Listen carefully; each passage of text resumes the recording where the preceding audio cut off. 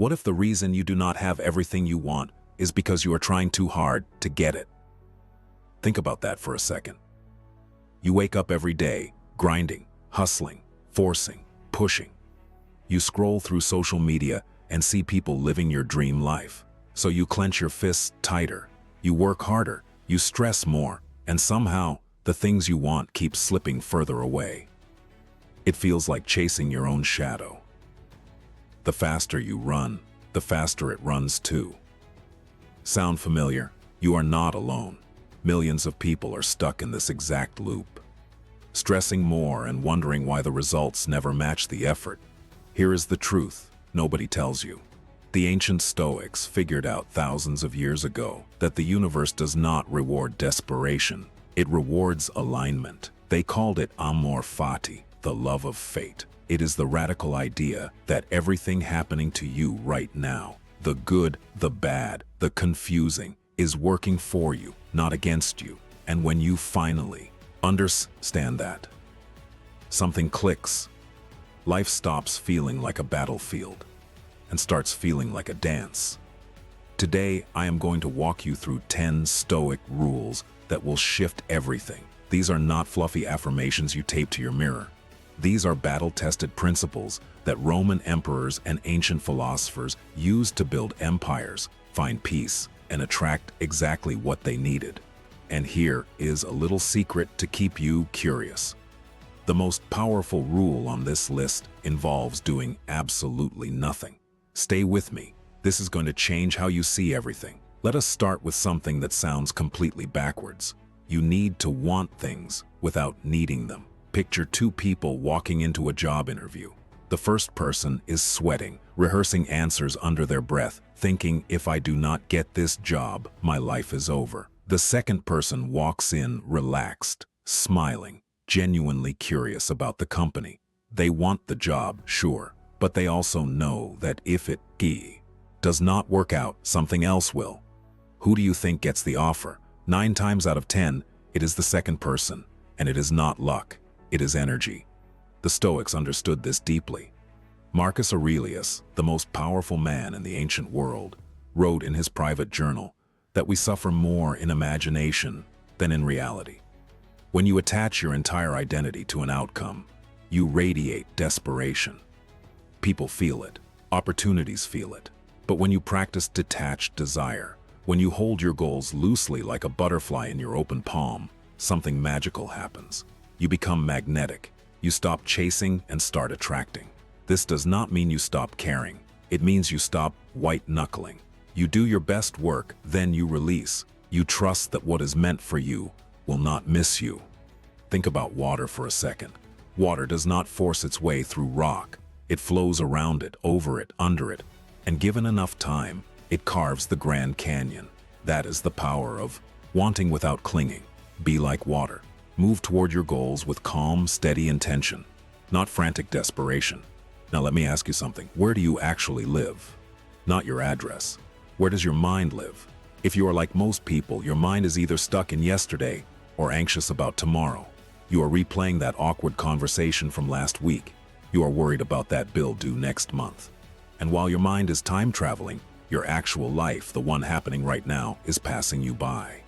The Stoics were obsessed with the present moment. Seneca once said that we are not given a short life. We make it short by wasting it. Think about that. Every second you spend regretting the past or fearing the future is a second you steal from the only moment that actually exists. This one, right here, right now. This is where your power lives, not in some imagined future where everything is perfect, not in some painful past you cannot change. Here, when you train yourself to be fully present, something wild happens. You start noticing opportunities you were blind to before. You start making better decisions because you are not clouded by anxiety. You become a magnet for good things because you are actually paying attention to life instead of sleepwalking through it. Try it right now. Take one deep breath. Feel your feet on the ground. Welcome back. Here is where things get really interesting. What if every obstacle in your life was secretly a gift? I know, that sounds like something on a motivational poster. But hear me out. Marcus Aurelius wrote something that has echoed through centuries. The impediment to action advances action. What stands in the way becomes the way. Let that sink in. The very thing blocking you is actually building you. Think about an oyster. When a grain of sand gets trapped inside its shell, it does not panic. It does not complain. It wraps that irritation in layer after layer of nacre. And what does it create?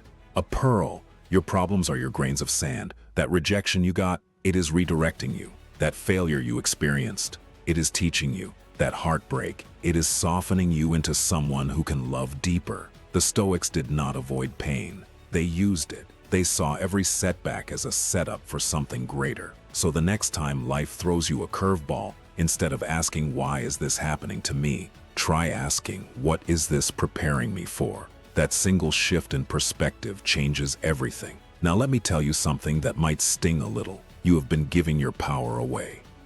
Every time you say, I will be happy when I get that promotion, or I will feel confident when I lose 20 pounds, or I will relax when I have enough money in the bank, you are handing the keys to your happiness to something outside of you. And that is a dangerous game. Because there will always be another when.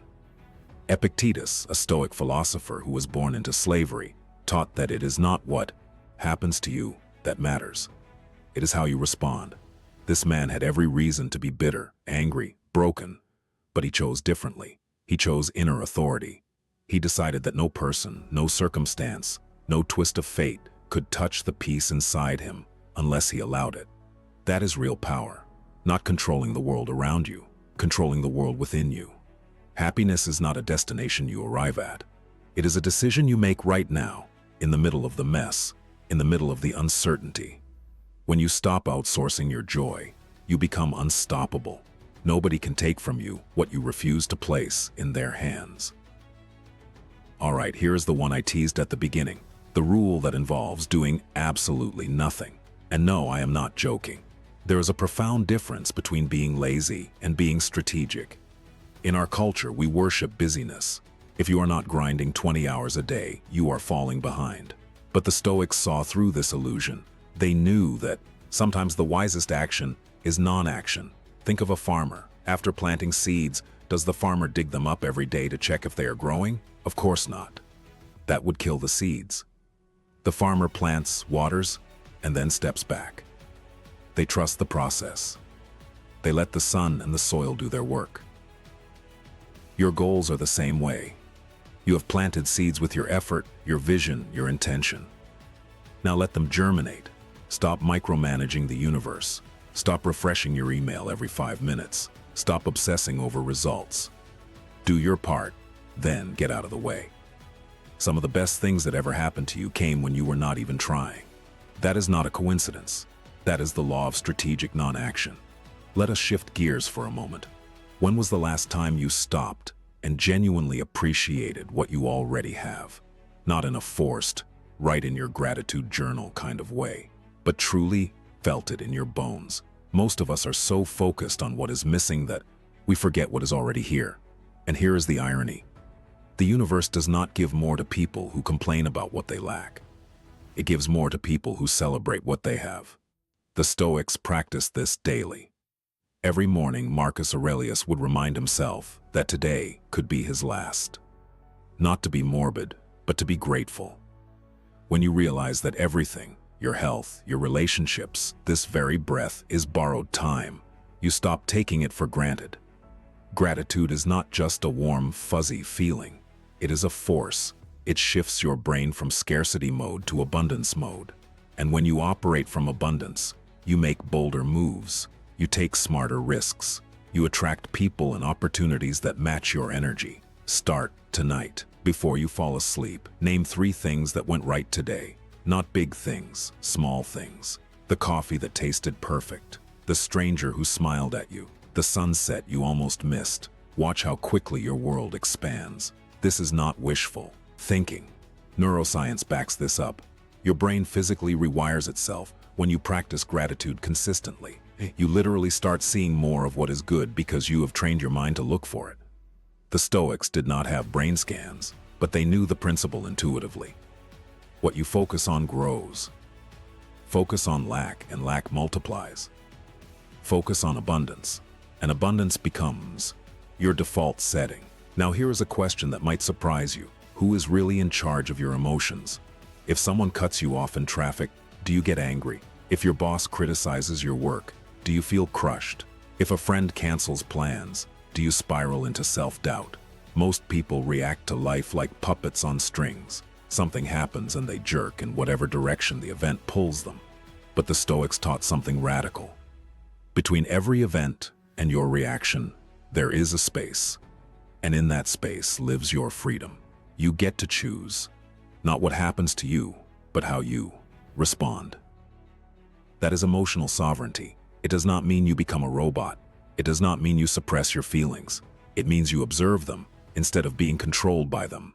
You feel the anger rise, and you say, "Interesting, I notice anger." Then you decide whether that anger serves you or harms you.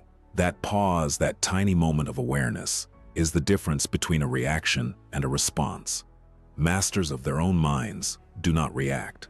They respond, and the gap between those two words is where your entire quality of life is determined.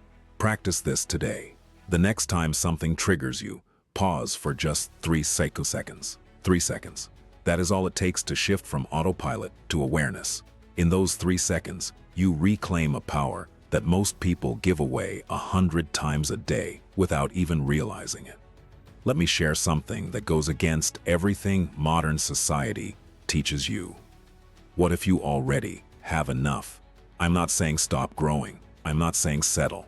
I am saying that the relentless pursuit of more money, more status, more stuff is often a trap disguised as ambition. The Stoics called it the philosophy of enough. Seneca, one of the wealthiest men in Rome, wrote that wealth is not about having great possessions. It is about having few wants.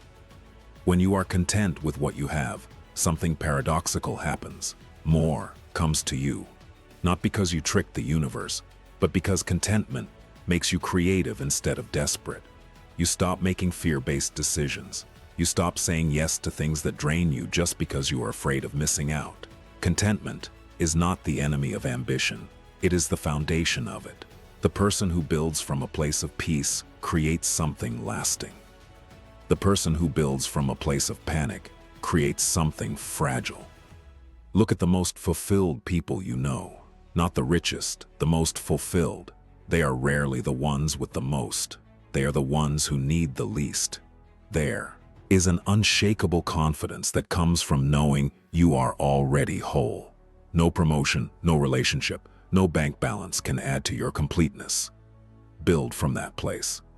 Ask yourself honestly, are you chasing more because you genuinely want it? Or because you are trying to fill a hole that stuff will never fill? This next rule might be the bravest one on the list. Stop pretending to be someone you are not. We all wear masks.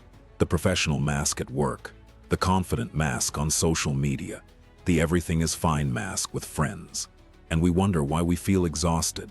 We wonder why the right people and opportunities never seem to find us. Well, how could they?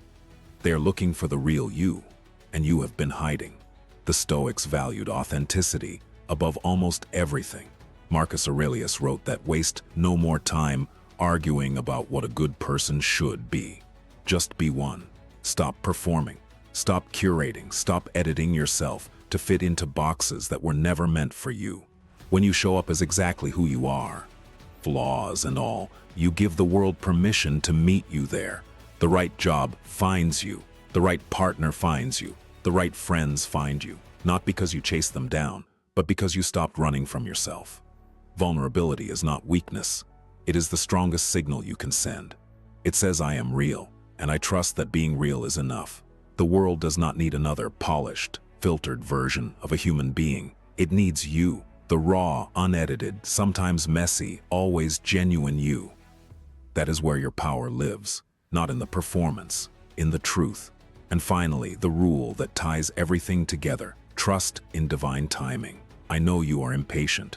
I know you feel behind. Everyone your age seems to have it figured out, and you are still wondering when your turn will come. But what if I told you that delays are not denials? What if the things you are waiting for are also waiting for you, but the timing is not right yet? Think about it this way. If you had gotten everything you wanted 5 years ago, would you have been ready for it? Probably not. You did not have the wisdom, the resilience, the emotional maturity you have now. The universe is not punishing you with delays. It is preparing you. Every extra day of waiting is another day of becoming the person who can actually handle the blessing when it arrives. The Stoics trusted the natural order of things. They called it the logos, the intelligent unfolding of the universe. Not everything needs to happen on your schedule. Some flowers bloom in spring, some bloom in winter. Neither is wrong. They are just different rhythms. Your rhythm is yours. Stop comparing it to someone else's timeline. The person you admire, who has everything. They waited too. They doubted too. They wondered if their moment would ever come. And then it did. Yours is coming, but it will only arrive when you are truly ready to receive it. And you get ready, not by forcing, but by growing. So here you are. You have walked through all the 10 of these ancient principles. And maybe you noticed something. These rules are not really about getting more stuff. They are about becoming more you. Detach from outcomes. Show up in the present. Turn obstacles into fuel. Reclaim your inner authority. Know when to step back. Practice gratitude fiercely. Choose your responses. Embrace the beauty of enough. Drop the mask. And trust the timing of your life. These are not 10 separate ideas. They are one continuous circle. When your mind is clear, your heart is open, and your body is grounded, you stop fighting against the current. You become the current. Everything you have been chasing starts moving toward you. Not because you finally figured out the perfect strategy, but because you finally stopped getting in your own way. You are not behind. You are not broken. You are not missing some secret ingredient that everyone else seems to have. You are exactly where you need to be, learning exactly what you need to learn, becoming exactly who you are meant to become. The ancient Stoics knew this. Emperors, slaves, and philosophers all arrived at the same truth. The universe does not give you what you chase. It gives you what you match. So match peace, match trust, match patience, match authenticity. Let go of the old story that says you have to earn your place through suffering and struggle. Write a new story, one where you show up fully, give your best, and surrender the rest to forces bigger than yourself. Right now, in this very moment, you have a choice. You can close this and go back to the frantic hustle, or you can take a breath, relax your shoulders, and step into a completely different way of living. One where you are not begging the universe for crumbs, but sitting at the table like you belong there. Because you do. If this hit you somewhere deep, if something in you shifted even a little, seal that commitment right now. Drop a comment that says, I relax, I trust, and I receive. Say it like you mean it, because from this moment forward, you are no longer chasing. You are arriving.